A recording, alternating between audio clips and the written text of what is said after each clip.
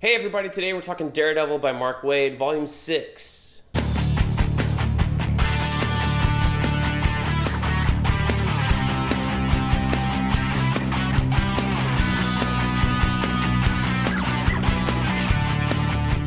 Hey everybody, and welcome back to BK's Bullets. As always, I'm your host, Brent Cosina. Today we're going back to Daredevil. This is Mark Waid's run. This is Volume 6 of the original run. So after Volume 7, it restarts when there's a status quo change. We'll get into that in a couple of episodes. But Volume 6 right here, we're kind of done with the Ikari storyline.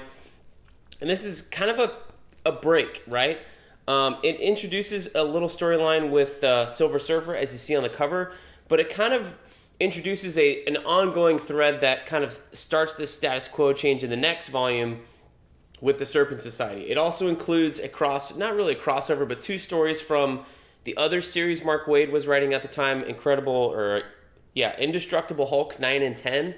These are at the end of this volume. There's not a crossover with Daredevil, it's just that Daredevil appears in these issues.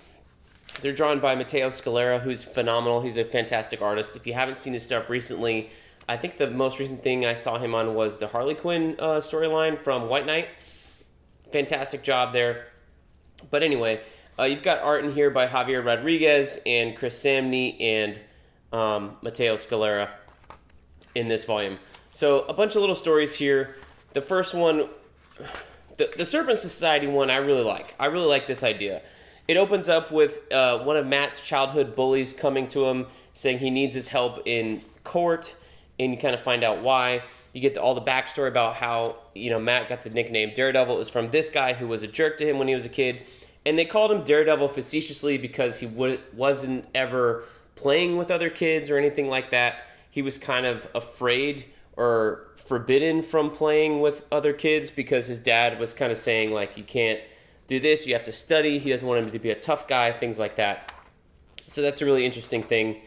And you kind of find out that the Serpent Society is this now a white nationalist kind of terrorist organization, and they've infiltrated this courthouse. And in the courthouse, you have Daredevil going up against them and kind of like, figuring out that there's serpents all over the place. Cops, judges, clerks, court reporters, all sorts of stuff. Then we get into the Silver Surfer one, which is kind of interesting, kind of not.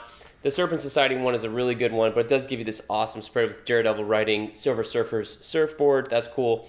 That's Chris Samney art on this one.